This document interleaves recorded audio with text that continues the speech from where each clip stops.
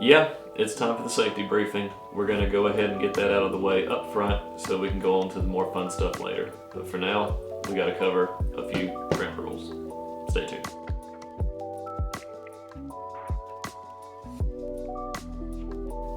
For those of you returning to the channel, already subscribers, welcome back. I really greatly do appreciate you. And for those new to the channel, new to the video, maybe this is the first one you're seeing, I'm glad it's the first one you're seeing because this is the one we have to get out of the way up front. I do hope that you will appreciate it and stick around because we've got a whole lot more really cool fun stuff coming up in the near future. But for right now, we're just going to go ahead and jump straight into this.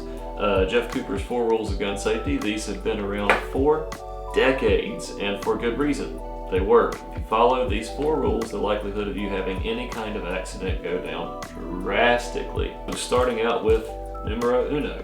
Treat every gun as if it is loaded all the time, because it is. Now, obviously I don't mean that literally because, it either is or is not. There is no try. What I am saying is this is probably the one time that no one should trust you and you should trust no one, and that is perfectly okay.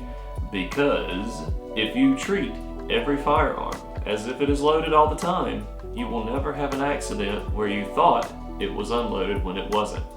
Alright, moving on to number 2. Never point a gun at anything that you are not willing to destroy. Now you would think this one should be pretty self-explanatory. If you don't want to put a hole in it or shoot it, then don't point a gun at it, right? However, one of the big areas that people often mess this up is just simply with muzzle awareness and maybe not having enough muzzle awareness. Let me explain. Not have a safety video where we don't safety check this. Everything's clear, no mag. Okay.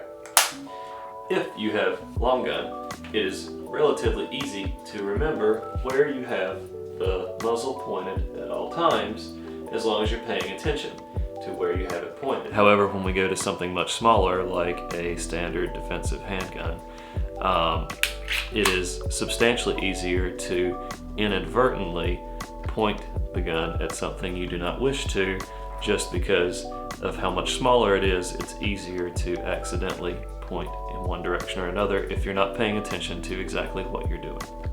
Alright, moving on to number 3. Keep your finger off the trigger until your sights are on target and you are ready to fire. So one other thing you'll notice across every one of my videos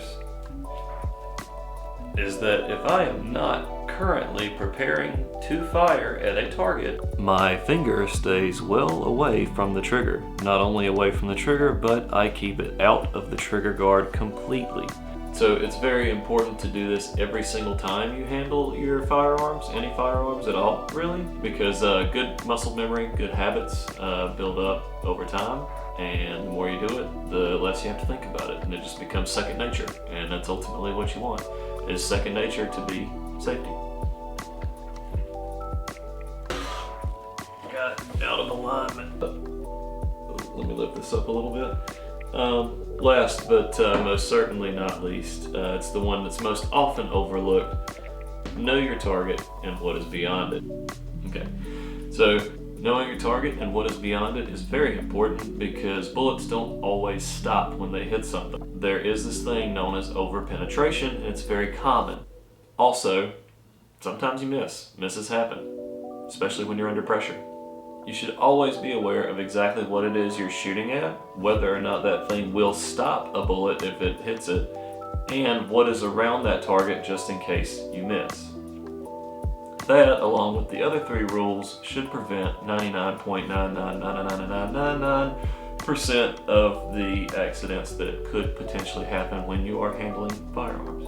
So that's it. Just follow those rules every time you go out to the range or handle a firearm, and you will be well on your way to success in the firearms world. I want to thank you guys for sticking around and watching. As always, please do like, share, comment, subscribe, the whole, cringy YouTube thing.